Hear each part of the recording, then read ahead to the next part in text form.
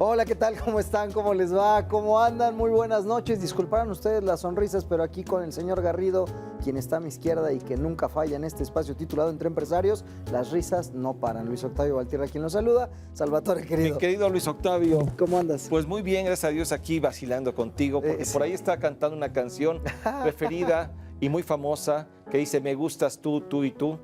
Y va por ahí el tema, ¿verdad? Así es, nada más habría que agregarle otra letra a tu palabra, que en lugar de tú es PTU, mi querido Salvatore. ¿Por qué? Así es, efectivamente. Como recordarán, después de presentarse la declaración anual y dentro de la misma, debe de determinarse el cálculo de la PTU, que no es otra cosa más que la participación de los trabajadores en las utilidades.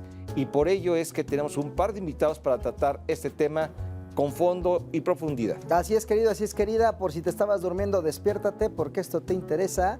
Y para dar una introducción a nuestros invitados del día de hoy, nuestra producción preparó un par de cápsulas que vamos a ver ahora.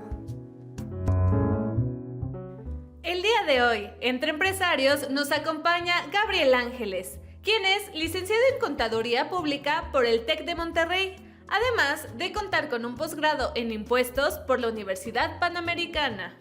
También es miembro del Consejo de Contadores Públicos de México y del Comité Ejecutivo de Asuntos Fiscales de la AMSOFAC. Gabriel cuenta con más de 13 años de experiencia profesional. Su especialidad incluye reestructuraciones corporativas, fusiones, escisiones, optimización fiscal y consultoría de negocios. Actualmente se desempeña como socio fiscal en Garrido Licona y Asociados. También nos acompaña Arturo Ruiz Massieu, licenciado en Derecho por la Universidad Iberoamericana de Puebla y posee una maestría en Derecho Corporativo por la misma institución. Actualmente es socio director de Legal Corporativo, Laboral y PLD en Garrido Licona. Con más de 17 años de experiencia, Arturo ha asesorado a empresas nacionales y transnacionales en una amplia gama de servicios legales, incluyendo cumplimiento corporativo, reestructuras, fusiones y adquisiciones, entre otros. Acompáñanos a platicar con nuestros invitados.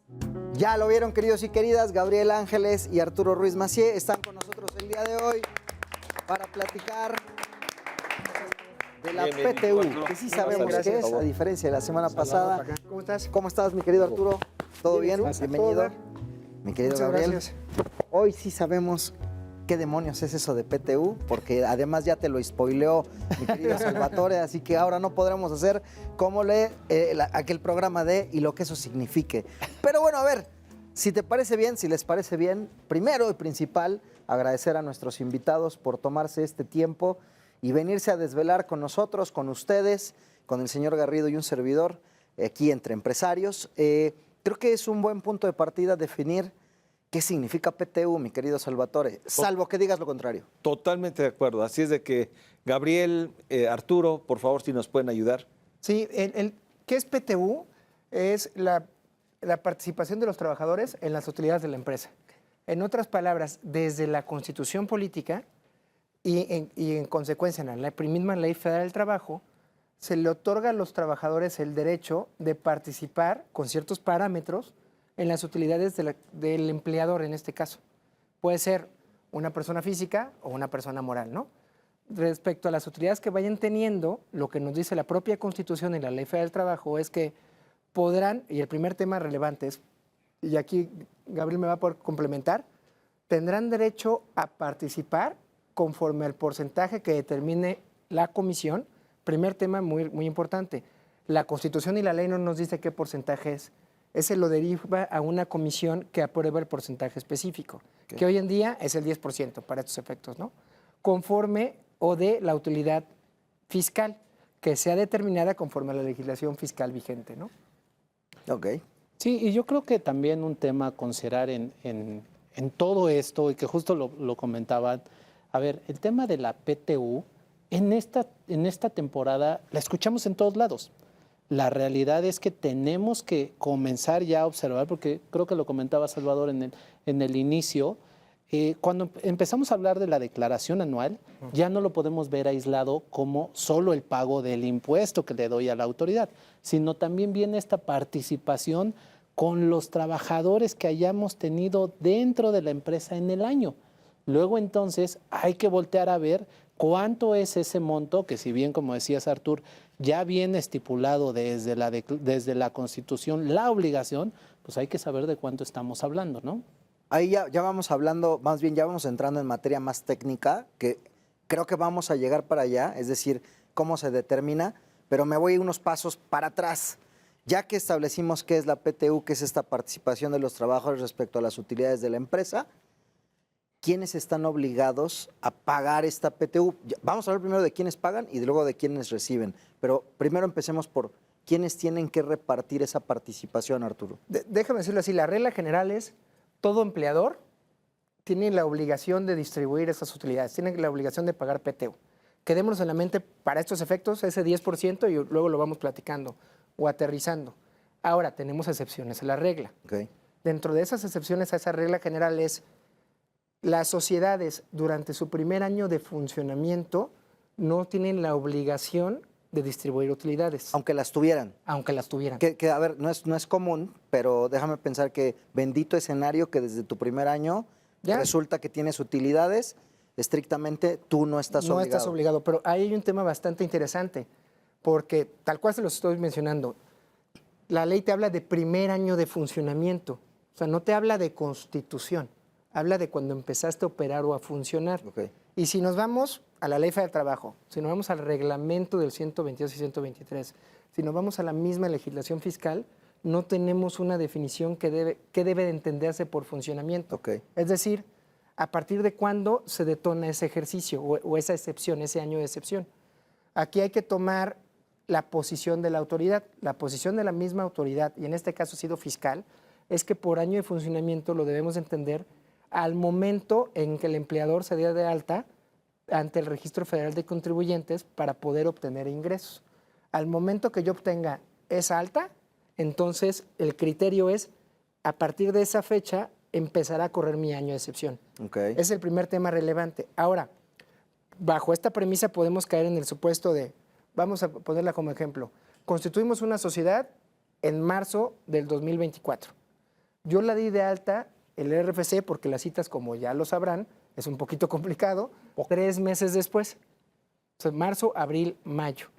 Entonces diríamos, o ¿cómo creen que sería el recorrer ese año? ¿Cuál sería mi primer año de funcionamiento? ¿De mayo a qué? Más bien, bueno, yo con base en lo que nos dices, sería los 3 meses en los que recibes la cita, sería marzo, abril, mayo, a partir de junio, Ajá. de junio de 2025 hasta marzo de 2026. Casi. ¿Ok? Y por eso lo quería platicar, esa problemática ¿Me pasa estás muy poniendo un seguido. señuelo acaso, Sí, Arturo Ruiz un poquito, Maciel? nada más un poquito. ¿En Televisión Nacional te estás atreviendo a semejante cosa? Es para que se ponga interesante la plática. En mi programa llamado Entre Empresarios. ¿A ti te parece decente y cordial? Yo me despido, se quedan con el señor, con los señores, con permiso. Se quedan en su casa. ¿No es cierto? Ya regresé.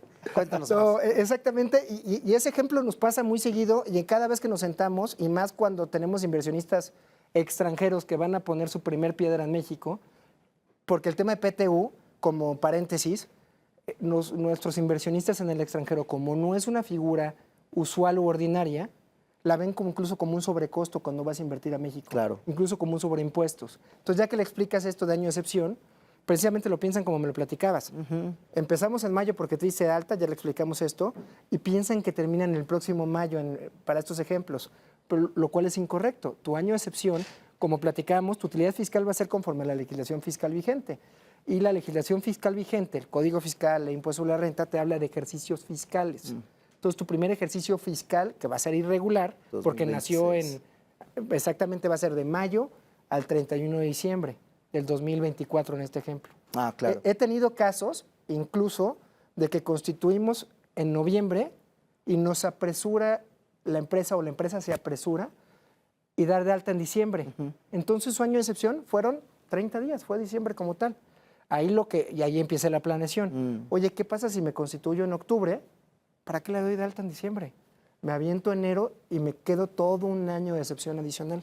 Un año Que sería calendario 2020. casi que. Exactamente, ya. un año calendario. Entonces, es el tipo de planeación que tenemos que tomar en consideración. Ok. Esa es la primera excepción a la regla de ¿De quién quiénes paga. están obligados? El segundo caso, les voy a comentar lo más importantes para no dormirlos a todos, pero el segundo más importante son las empresas que tengan un producto de nueva creación durante los primeros 2 años.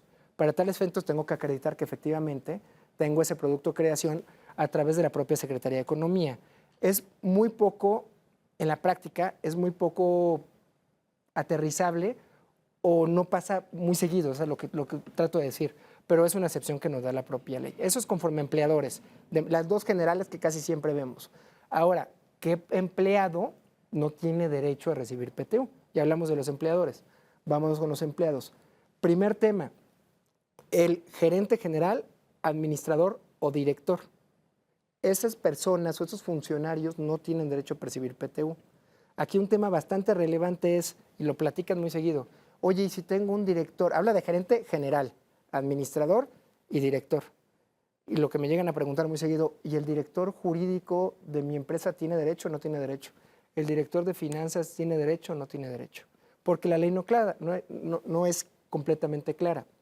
Ahí hay solo una tesis aislada, ni siquiera es jurisprudencia, que tiene más de 15 años, en la cual se resolvió que un director de finanzas tenía derecho a PTU, porque la excepción va a la generalidad de la empresa, incluso si se habla de director o de administrador, en esos casos. Oye, ¿puedo tener un director general y un administrador general? La ley no lo prohíbe, pero hay que soportarlo correctamente y hay que ver que efectivamente sí existan esos cargos y que las funciones que yo realice como administrador y tú como director sean generales, ¿no? Para poder caer en esta excepción.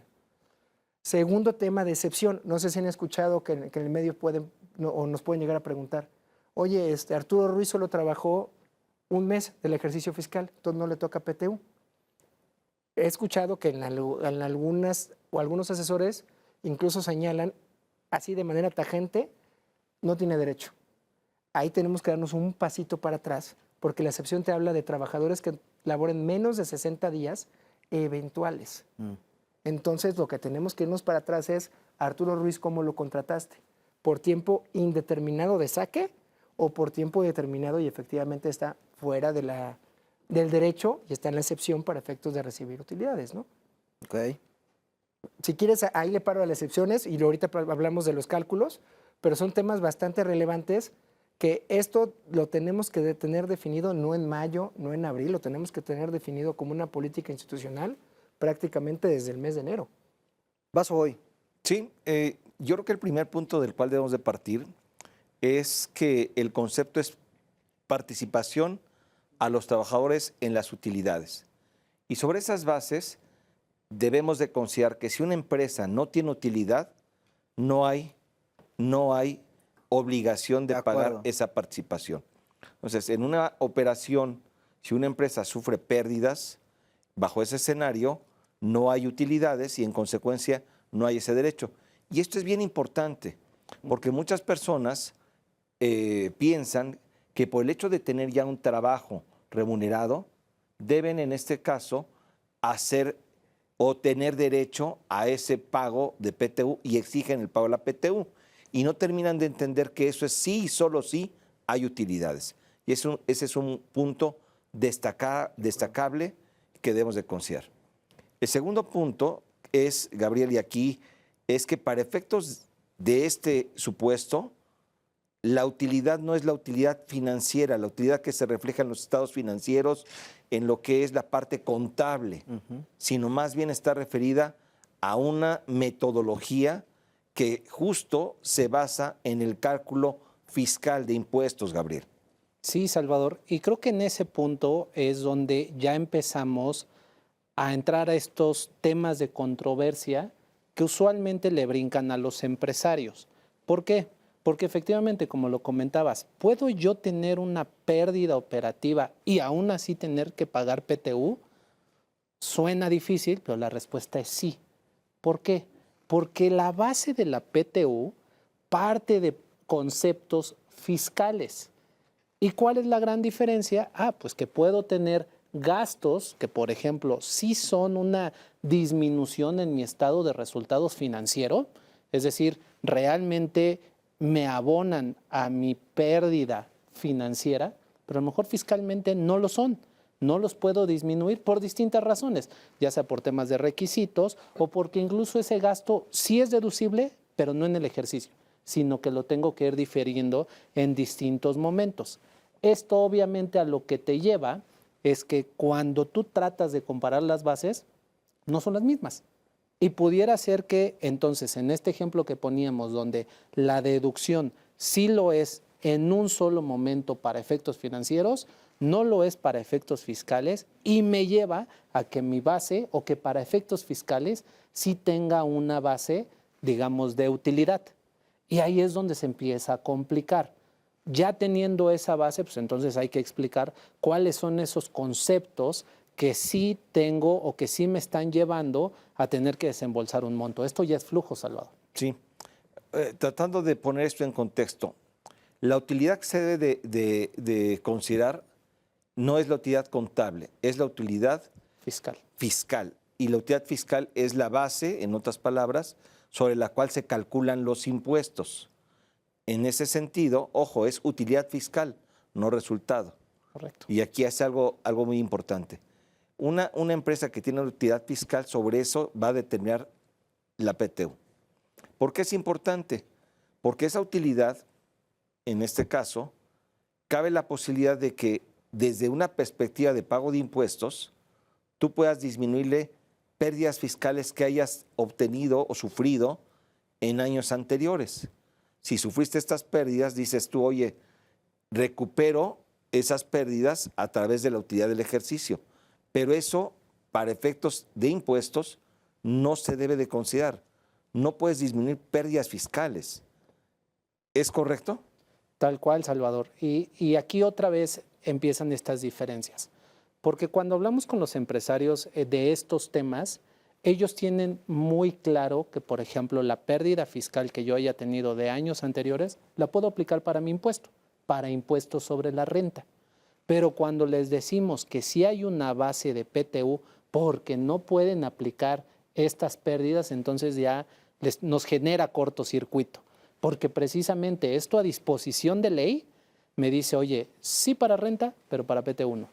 Que ahí es donde generalmente viene una problemática justo para aquellos empresarios, porque obviamente no hay esta posibilidad de recuperar las pérdidas sufridas en periodos pasados y no obstante esa circunstancia, tenemos que hacer el pago de PTU y eso definitivamente impacta el bolsillo de las empresas, Claro. mi querido Octavio. Sin duda. ¿Por qué? Porque definitivamente tenemos que pagar una PTU sobre una utilidad.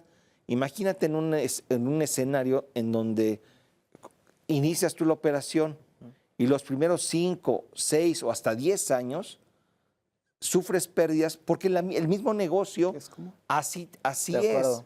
Y te puedo poner un ejemplo. El caso de las minas probablemente pudiera pasar en el periodo de exploración, en el periodo de inversión. sí. En fin, hay negocios que son así. Estos grandes desarrollos de inversión Sí. donde pones una planta, por ejemplo, y que Exacto. se va a ir un pastón O en esa incluso inversión. negocios inmobiliarios en donde tienes que invertir para El desarrollo. la adquisición de todo lo que es de infraestructura, el desarrollo, la construcción, y que probablemente te va a tomar años desarrollarlo. Estas empresas no tienen ingresos en un principio que te permitan amortizar estas pérdidas. Entonces, bajo ese escenario, si por alguna situación se generara al primer año una utilidad, pues obviamente eso te va a permitir recuperar los recursos que perdiste durante este periodo previo a la generación de ingresos. Sin embargo, para efectos de PTU le estás incorporando una erogación que definitivamente impacta, es flujo. Y esa es parte de lo que hoy en día pues deberíamos de estar considerando al momento de llevar a cabo el cálculo de la PTU, porque sí hay que pagarlo. En el pasado sí se podía amortizar esta pérdida, hoy no es posible. Gabriel. Sí, y eso hace una enorme diferencia en la planeación financiera. Hasta, como decía Salvador, la verdad es que hasta hace unos años, el que tú tuvieras, o que tú te encontraras en estos periodos de inversión, pues era muy claro que no ibas a tener erogaciones relacionadas con temas impositivos de cierta manera, concediendo que la PTU no es un tema 100% impositivo, pero era de cierta manera ya algo controlado. Hoy en día, con estos temas de flujo, pues más bien tienes que sumarlo e incorporarle un componente de costo financiero, porque a final de cuentas lo tendrías que desembolsar ahora asumiendo que incluso tienes el recurso, porque muchas veces en estos casos que comentabas, la realidad es que no has logrado ese periodo de recuperación, no tienes los flujos y entonces tienes que salir a buscar esos recursos. Claro. Entonces te acaba complicando en demasía precisamente estos momentos.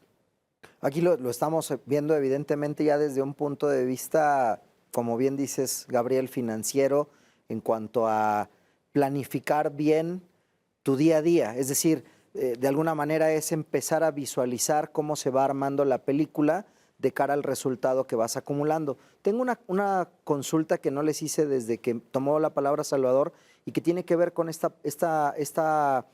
punto de partida. Tú bien dices que parte de las utilidades, no en la parte número, en lo contable, sino en lo fiscal. Pero hay un monto mínimo, es decir, existe a partir de aquí para arriba, si estás obligado, es decir, si ese monto son 100,000, por ejemplo, esos 100,000 que me costaron sangre, sudor y lágrimas, los tengo que repartir sobre las bases de lo que ya hablaremos después de cómo se determina, o desde el peso 1 se reparte o hay un monto establecido. Desde el peso 1 se reparte, Okay. Siempre y cuando tomemos esto que decía Salvador, la base fiscal. Y lo pregunto porque alguna vez me pareció escuchar en alguna charla técnica un monto de 300,000 pesos, pero no sé si esto era una disposición del pasado y que hoy día ya no aplica más. No, sí nos aplica y creo que te refieres hay un monto mínimo Correcto. para efectos de que no estés obligado al reparto, que es otra de las excepciones que platicábamos. Ok. Si yo, empleador, durante el ejercicio fiscal tengo menos del monto que mencionaste, no tengo la obligación de hacer esa distribución. Ok. En ese caso. Y regresamos, la ley lo que está buscando, o lo que buscaba, porque no se ha movido en bastante tiempo fuera de la reforma 2021 que vamos a platicar ahorita, realmente sí lo que está buscando es que si vas, o que el empleador va evolucionando en el negocio a través de un determinado parámetro, empieces a distribuir esas utilidades y a compartir con tu fuerza de trabajo que efectivamente te llevó a obtener esa utilidad, ¿no? De acuerdo. Oye, Salvador, y bueno, sin duda esto que mencionas en cuanto a la postura del empresario, de cuando ya empiezas a ver la luz al final del túnel y resulta que te tienes que regresar otra vez porque si tuviste esta utilidad, pues ahora toca repartir ese peso. ¿Cómo lo has percibido tú en el gremio? Pues definitivamente hay un impacto, definitivamente no está el sector empresarial de acuerdo con esta situación, que se reconozcan utilidades y no las pérdidas. Y esto debemos entenderlo desde esta perspectiva. O sea, si tú eres socio de una empresa, como en este caso se puede entender que es la filosofía de considerar al personal como parte de la empresa, como socios de la empresa, pues en una empresa en donde somos socios, tú ganas y se reparten las utilidades. Y si pierdes, bueno, pues tienes que absorber entre todos los socios las pérdidas. Entonces, digamos que aquí la situación es de te reparten en las buenas, pero en las malas no te dan las malas situaciones o experiencias, esas sí no se reparten. Y es ahí donde viene el descontento y la inconformidad por parte del sector empresarial, y que creo que tiene fundamento, porque finalmente es un tema patrimonial. De acuerdo. Octavio. Sí, bueno, me gustaría también darles la palabra a nuestros especialistas respecto a lo que ellos han vivido en el día a día, pero también les quiero comentar que vamos llegando al primer cierre del programa, al primer bloque, que solamente van a ser 2, así que no se me pongan nerviosos, no se me desesperen, no se me inquieten, sobre todo allá en casa, tampoco se nos inquieten. Nosotros vamos a hacer la primera pausa del programa de 2, en la segunda será el final, así que no se nos muevan, despierten si ya los estamos haciendo cabecear. Les prometo que lo que viene va a ser muy interesante porque vamos a hablar de cómo se determina la PTU y algunas otras preguntas ahí tal vez de carácter técnico, pero sobre todo práctico. ¿Dónde? Aquí, entre empresarios. ¿Que se transmite por dónde? Por el canal 8 de tu televisión, Heraldo Televisión. Ya regresamos, Entre Empresarios.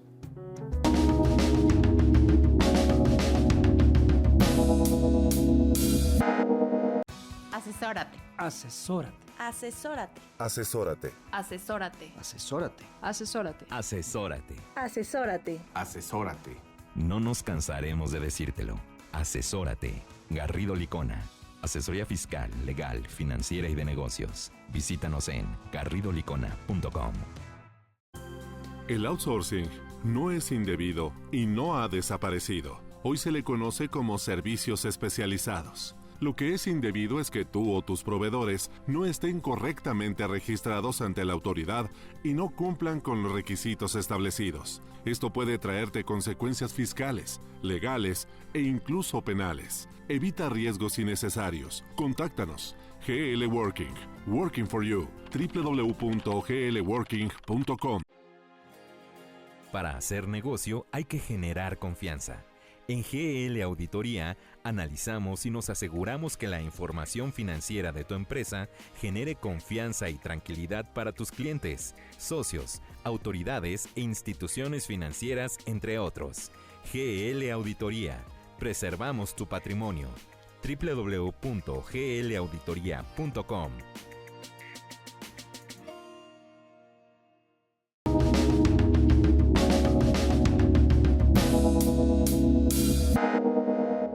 Bienvenidos de vuelta Entre Empresarios, queridos y queridas. Esta noche estamos platicando sobre PTU con nuestros especialistas Arturo Ruiz Massieu, Gabriel Ángeles, Salvador Garrido Márquez y yo, que solo estoy para acompañar. Y bueno, ustedes habrán dado cuenta en el bloque anterior por qué digo que estoy para acompañar. ¿Por qué, mi querido Salvador? Alguien me puso una trampa. No quiero decir nombres para que Arturo no se enoje conmigo. Pues resulta que le acaban de meter un gol a mi querido Luis Octavio con una pregunta de carácter fiscal, contable, financiero. Pues resulta que nuestro querido Luis Octavio no es contador, ni es fiscalista, ni es abogado, es comunicólogo. Entonces, por eso es que se ofendió el muchacho. Y por eso siempre es importante, queridos y queridas, que no se pierdan Entre Empresarios, porque seguramente muchos como de ustedes, como yo, se pueden encontrar en el escenario donde, a ver, yo me dedico a hacer negocio, lo mío es hacer negocio. Ya después me volteo con los especialistas para que me digan en tema de cumplimiento cómo hacer las cosas correctamente, Salvador. Ahora, no me dejarás mentir que algo has aprendido a partir de la incorporación de tu figura a, sin duda, #asesórate. Todos los martes. Heraldo Radio. Ah, no, todos los miércoles. Miércoles a las 9 de la noche por Heraldo Radio. No se pierdan sin duda #asesórate. Y también Entre Empresarios, en donde comentamos estos temas que son de negocios irrelevantes.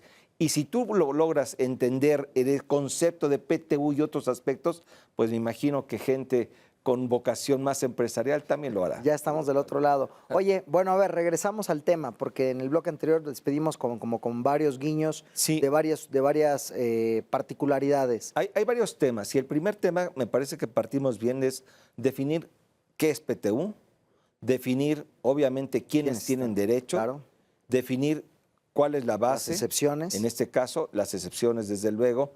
Y bueno, vienen varios conceptos en donde tú señalabas que hay algunas situaciones que debemos de considerar.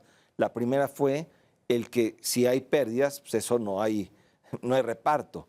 La otra es, ojo, el hecho de que tengas utilidad debe de determinarse a través de un cálculo particular que se contiene en la ley del impuesto sobre la renta y que debe de considerar algunos conceptos en particulares. Además del tema de pérdidas fiscales, Gabriel, ¿qué otros conceptos son los que debemos de tener en consideración para el cálculo? Mira, uno de los más representativos, que incluso da dolores de cabeza, porque cuando hacemos el cálculo anual es el tema de los pagos que yo les haga a los empleados. A ver, lo que me dice la ley del impuesto sobre la renta, sobre esto que comentabas, Salvador, es que hay ciertos pagos que yo le hago a mi plantilla de personal que son deducibles, hay otros que son parcialmente deducibles y a su vez esto se determina con base si el empleado debe pagar impuesto o no. Y en el caso de aquellos pagos que yo le hago y que no pagan impuestos, lo que me dice la ley del impuesto sobre la renta para el cálculo del impuesto es que son deducibles solo en una porción, no son deducibles al 100%. Pero para la PTU sí lo son deducibles al 100%. Esa base tenemos que considerarla cuando hacemos este cálculo porque tenemos el riesgo de que si no lo aplicamos estamos dejando ir básicamente un beneficio, Salvador. Y se complica porque toda esta información ya está en mis recibos de nómina. Es parte de la información que platicábamos en el programa pasado que ya viene precargada. Luego entonces, si yo no la ubico primero y la pongo en la licuadora del cálculo, pues entonces dejo de tomar un beneficio que digo, ya lo platicamos a lo largo del primer bloque, pues que en principio me cuesta, es flujo. Así es. Digamos que en el caso del cálculo debemos de partir de que el mismo debe basarse en lo que dice la ley del impuesto a la renta, no es la utilidad contable, es la utilidad fiscal, y que hay un procedimiento particular que debe seguirse. Entonces, tanto para el personal que está siempre a la espera de ese pago de PTU, como para los empresarios, deben de considerar estos dos aspectos. La base no es la utilidad financiera, es la utilidad fiscal, y para esos efectos también se debe de seguir un procedimiento en donde incluyes diversos conceptos. Entonces, no es sencilla la determinación de esta base, y por eso vale la pena que haya un experto, en este caso contadores, abogados, fiscalistas, en este caso involucrados con este mundo, para determinar exactamente, laboralistas. Ahora bien, ya llegamos a la base y aquí viene una situación peculiar. Por lo regular, la mayoría decimos, ok, a la base del impuesto le aplicamos el 10% y ese es el monto de la PTU que debemos de pagar. Pero eso no es del todo correcto, mi querido Arturo. Sí, y tocas un punto muy relevante. No necesariamente vamos a distribuir el 10% de la utilidad fiscal que obtengamos en el ejercicio. Y me voy a ir un pasito para atrás. Y vamos a explicar el por qué está tan correlacionado, por qué se sigue relacionando el aspecto fiscal con el aspecto laboral. El derecho de la PTU va a nacer para mi trabajador en el momento en que el empleador presente su declaración anual y pague su impuesto. Es el punto 1. De ahí se detona un sinnúmero de obligaciones. Entonces vamos a suponer que yo presento la declaración anual. En ese momento, si tengo una utilidad fiscal y tengo trabajadores, voy a tener la obligación de distribuir PTU. Ahora, si preguntamos, y estoy seguro que si preguntáramos en general, muchos tenemos en la cabeza, ¿cuándo se paga PTU? En mayo o a finales de mayo, lo cual no es del todo correcto, porque la declaración anual, y por ejemplo en este ejercicio, la declaración anual se pudo haber presentado desde el mes de enero, porque entiendo que efectivamente, y tenemos empresas que lo hicieron, ¿sí? Porque efectivamente nos dio esta facilidad el portal de la autoridad, ¿no? Entonces, ¿qué pasa si presento en enero mi declaración anual? Yo tengo 60 días para efectos de distribuir PTU. Entonces, pudiera dar el caso que yo empleador o yo director de recursos humanos me estoy esperando distribuirla en mayo cuando realmente debía haber distribuido en marzo, en este caso en concreto. ¿Y esto en qué se genera? Sin inconformidades por trabajadores y multas por parte de la autoridad. Pero vamos a suponer que la presentamos normalito, en marzo. Pero tenemos una utilidad de $1 millón, una utilidad fiscal de $1 millón. Yo tengo que repartir el 10% en principio de ese $1 millón. ¿Y por qué en principio? Porque en el 2021, no sé si recuerden la famosa reforma en materia de subcontratación, que tuvo ahí una arista en materia de PTU. Cuando se aprobó esa reforma, parte de la negociación de la cúpula empresarial con el gobierno, en ese caso, y con los legisladores, fue establecer un tope para efectos de reparto de utilidades, un segundo tope. Y ese segundo tope se traduce a hasta 3 meses de salario del empleado o el promedio de la utilidad repartible o que haya sido repartible a los trabajadores, lo que resulte más favorable. Ahí tenemos un segundo tope correspondiente. Entonces, ¿qué pasa? Si en el ejemplo tenemos $1 millón de utilidad fiscal, entonces tengo que repartir 100,000 pesos, pero tengo un solo trabajador que gana 10,000 pesos al mes. En pocas palabras, a ese trabajador, conforme a lo que acabamos de platicar, yo le tendría que estar distribuyendo 10,000 pesos de salario por 3, 30,000, y no los 100,000 pesos del 10%. Es un tema muy relevante y que muchas veces se nos puede ir al momento de realizar los cálculos o aterrizarlos, ¿no? Eso es bien importante y déjeme poner un número para efectos prácticos. Vamos a suponer que una empresa tiene una utilidad fiscal, que es la base de la PTU, de 10 millones de pesos.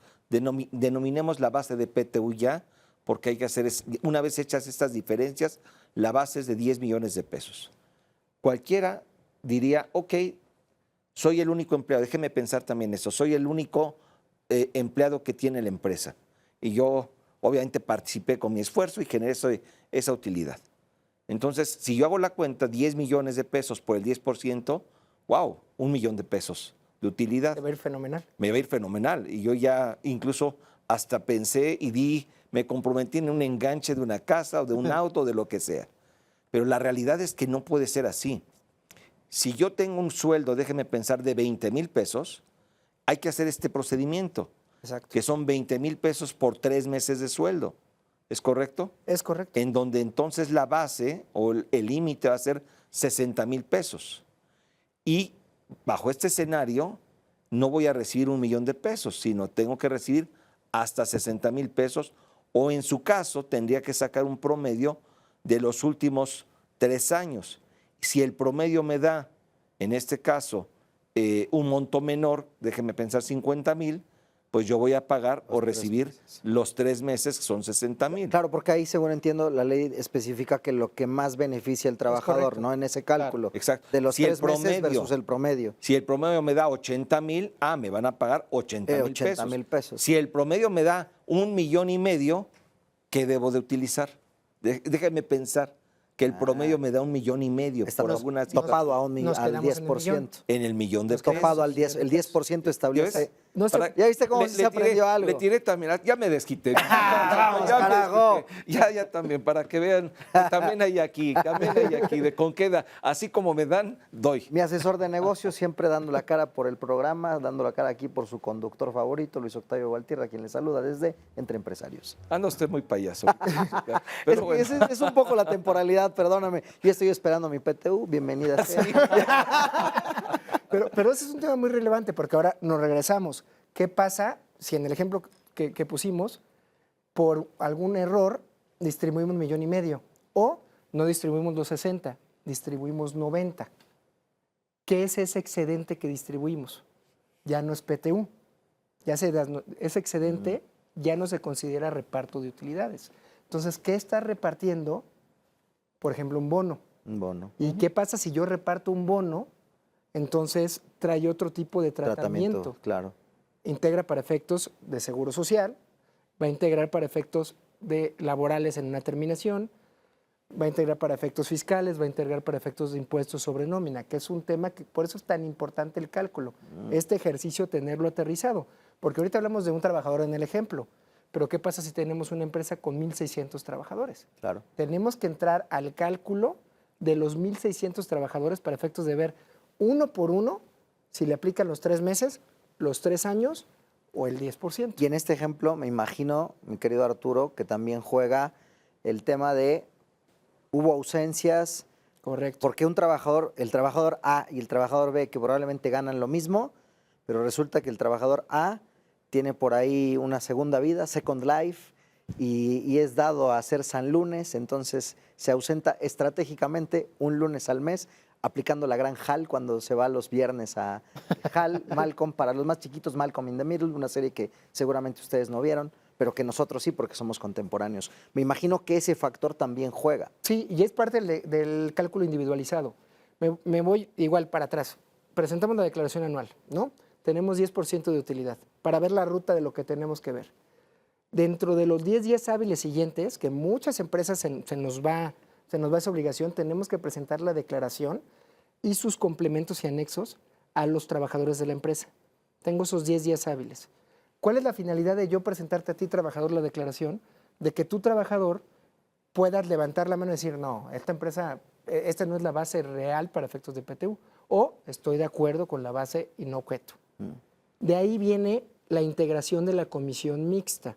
La comisión mixta se denomina mixta porque tiene que estar integrada por igual número de representantes del patrón o del empleador y de los trabajadores. ¿Y por qué es tan importante? Porque este cálculo individualizado lo va a realizar esta comisión. Pero eso se realiza después de haber presentado la declaración. Ahí nace todo. Por eso es que tienes los 60 días. Exactamente. Si este proceso lo llevas en un lapso de 5 días, estrictamente hablando, deberías de pagar la PTU dentro del periodo de 5 días después de haber presentado la declaración, o puedes tú esperarte hasta los 60 días cubiertos. Nos podemos esperar hasta los 60 días. Eso es bien importante. Exacto. Porque muchas empresas, justo este proceso de revisión, de análisis, pensemos en un tema en donde hay sindicatos, pues no es fácil. No, hay que negociarlo. No negociarlo, hay que revisarlo. Exacto. O sea, los sindicatos, por obvias razones, Presión. están siempre buscando darle más a la parte que representan, que son los empleados, y sobre esas bases generalmente profundizan en lo que es la determinación de este concepto de PTU. Y por eso son los 60 días, ¿no? Es correcto. Ahora, ya tenemos la comisión mixta. ¿Ya se aprobó? ¿Ya se aprobó de forma general o ya reconocimos que sí fue la base correcta? Son 10 pesos para efectos de reparto. Ahí va la parte que tú me comenzabas. ¿Cómo vamos a individualizar el cálculo? Básicamente vamos a considerar 2 bolsitas. El primer 50%, la primera bolsa, va a ser calculada con base en los días efectivamente elaborados por cada uno de los trabajadores en el ejercicio fiscal. O sea, si Arturo Ruiz trabajó 25 días y tú trabajaste 360, a ti te va a corresponder más porque trabajaste más días laborados. Y eso es real porque ya me preocupaste, mi querido Arturo. Pues, luego no viene, pero... y la segunda bolsita va a ser conforme a nuestro salario, nuestra percepción económica durante el ejercicio. Con base en esas 2 bolsitas vamos a sacar un factor y vamos a decir, a Octavio le tocan 10,000 pesos de PTU conforme a la base del 10%. Ok, pero ¿cuánto gana Octavio? No, pues Octavio gana 20,000 pesos mensuales en este ejemplo. Entonces, ¿qué es mayor? Que es a lo que íbamos. Los 20,000 por 3 son los 60,000 o el 10% individualizado que le tocaban 10. En el caso concreto de Octavio, aplicaríamos no el tope de los 3 meses, aplicaríamos el tope del 10%. Wow. Y de ahí nos vamos trabajador por trabajador por trabajador. Por eso no es un tema sencillo, más si hablamos de un volumen interesante y le metemos el factor que comentaba Salvador. Si tenemos relaciones colectivas, también tenemos que dialogarlo, revisarlo y sentarnos y explicarlo con nuestros líderes sindicales, ¿no? Ahora, una vez que se determina el cálculo de la PTU, llegas al monto que se debe de pagar y se le entrega a la persona, obviamente a la que tiene derecho. Pero muchos nos quedamos con la idea de que, oye, pues me toca el 1,000,000 de pesos o los 50,000 o los 60,000 pesos. Pero pues no es cierto, porque hay que pagar impuesto. Explícanos cómo es ese proceso que después tú esperabas. ¿Cómo? otra vez tú. De esos 20,000 te van a llegar a 10. Otra vez tú. Sí. Justo. Gabriel, a ver, platícanos, porque no es solamente sobre la PTU que tú recibes, tienes que pagar impuesto. Viene la dolorosa. Y ahí es donde empiezan estas explicaciones, Salvador, porque usualmente los empleados se inconforman cuando quieren ver el recurso ya monetario y ellos hacen un cálculo a alto nivel. La realidad es que no se puede hacer así. En términos generales, todos los ingresos que nosotros percibimos o que cualquier persona por una relación laboral tiene, es sujeta de pago de impuesto. El tema es que ese pago de impuesto no lo hace la persona, digamos, de forma directa. Bueno, sí, pero hay un intermediario, que en este caso es la empresa, que hace ese cálculo y ya te entrega el neto entre ese monto de PTU, pensando que eran los 100,000 en el mejor escenario, pues no te va a dar los 100,000 en líquido, te va a dar los 100,000 disminuido del impuesto que te corresponde a ese monto. Para el caso de la PTU de forma particular, tenemos un monto que es exento, que realmente es relativamente mínimo, depende de en qué bracket me encuentre yo, y lo que tengo que hacer es disminuir ese monto que no paga impuestos, digamos, en términos de la ley, y al diferencial le tengo que aplicar una tasa de impuesto. Esa tasa no es una tasa flat, depende de en qué rango me encuentre yo con base en los ingresos que tengo, y entonces ahí sí ya le pago el neto al trabajador. Pero ahí está esa gran diferencia donde se presta a confusión. Es decir, yo tengo que darle a conocer cuánto es ese neto y cuánto fue el bruto, cuáles fueron los componentes que digamos, se fueron considerando a lo largo para llegar a ese monto que se les acaba depositando. Esa es una gran diferencia, Salvador.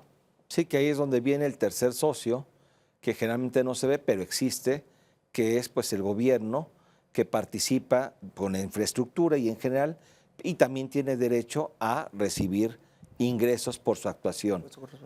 Cuestionado o no, pero así es. Oye, Gabriel, y en este ejemplo, imagino que también hay un límite, ¿no? Como en el caso de renta, que se establecen también estos brackets, como bien lo mencionas, de acuerdo al ingreso, es un porcentaje. En este caso también hay un máximo.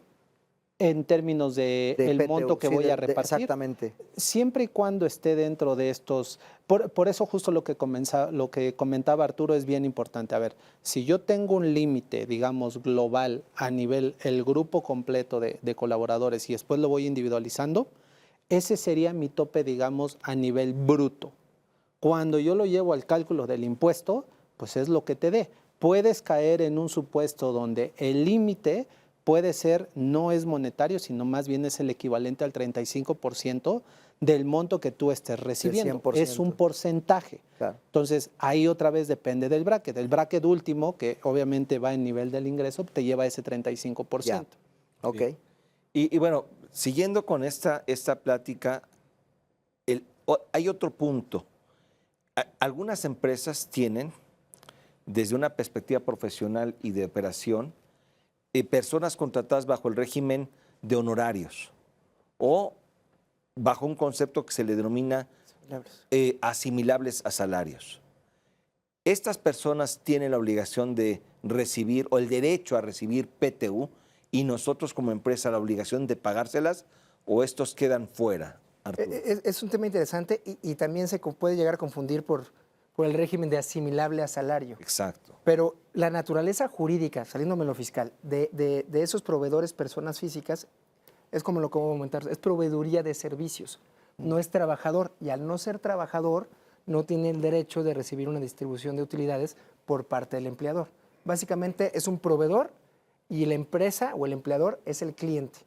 No hay una relación laboral y por lo tanto no tendrían derecho a percibir esas utilidades. Va a ser sujetos de sus Que ahí hay un tema relevante. En principio debe de estar esto debidamente soportado, que no hay esta relación laboral, porque también debemos destacar que hay malas prácticas. Claro. Y en estas malas prácticas existen empresas que lamentablemente contratan a sus empleados, a su personal, bajo este régimen de asimilables a salarios y pagan honorarios.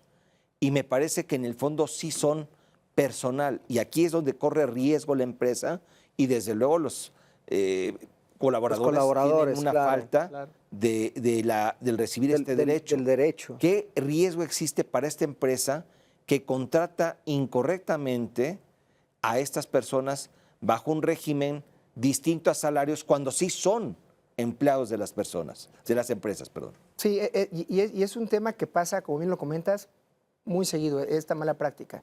Hay que identificar si existe subordinación, y subordinación lo tenemos que entender como el poder o el deber de obediencia, yo como empleado, versus el poder del mando del empleador hacia mí como empleado. Si existe esa subordinación, no importa la figura jurídica o el nombre que le pongamos, la denominación, es un trabajador. Colaborador.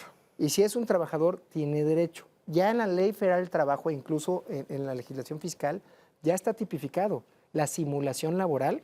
¿Y qué lo que pasa es que hago, si realizo una simulación laboral, tengo del lado legal, puedo estar sujeto a multas, que se nos pueden ir hasta 5,000 lumas, aproximadamente 540,000 pesos, que puede aplicarse por trabajador afectado o por evento de incumplimiento. Entonces no estamos hablando de una sanción ligera, ¿no?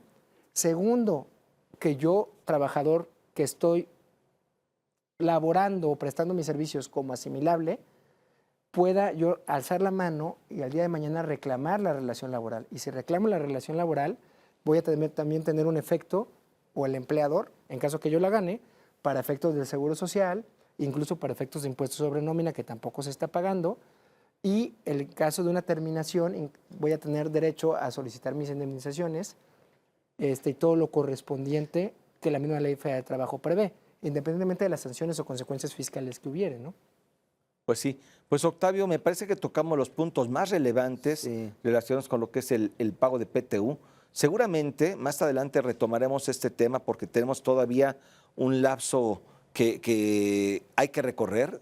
Generalmente las empresas en este mes de marzo presentan su declaración y se toman los 60 días, lo cual nos lleva a que la PTU se esté pagando por lo regular en mayo, no todas las empresas, y todavía habrá mucho que discutir, Octavio. Sí, de acuerdo, pues lastimosamente vamos llegando ya al final del programa. Última recomendación, mi querido Arturo. Únicamente quedarnos con la idea de el pago no es la única obligación. O sea, si yo realizo el pago de dividendos, perdón, de PTU, no es que ya cumplí. Tengo que cumplir con todo el tema formal que me van a inspeccionar el día de mañana. Que ya lo hablamos, la integración de la comisión mixta, el proyecto de utilidades, documentar que presentamos la declaración anual a los trabajadores. Y tema importante y última recomendación ya para concluir es, si no tenemos utilidades, también tenemos la obligación de generar toda esta documentación formal. Ok. Brevemente, rápido también, mi querido Gabriel. Yo nada más el factor tiempo, la PTU es un monto que se refleja a nivel de la declaración anual, entonces aceleremos el proceso, esa es la recomendación, porque hay que señalarla específicamente a nivel del documento formal que presentamos. Mi querido Salvatore, nos vemos Pues la un próxima placer, semana. Muchísimas gracias. Bueno, pues queridas y queridos, nosotros nos despedimos desde acá, desde Entre Empresarios. Les mandamos un fuerte beso y un abrazo. Chau, bye. Y por acá los esperamos próxima semana, martes 10:30 de la noche, canal 8 de su televisión, Heraldo Televisión. Chau, bye.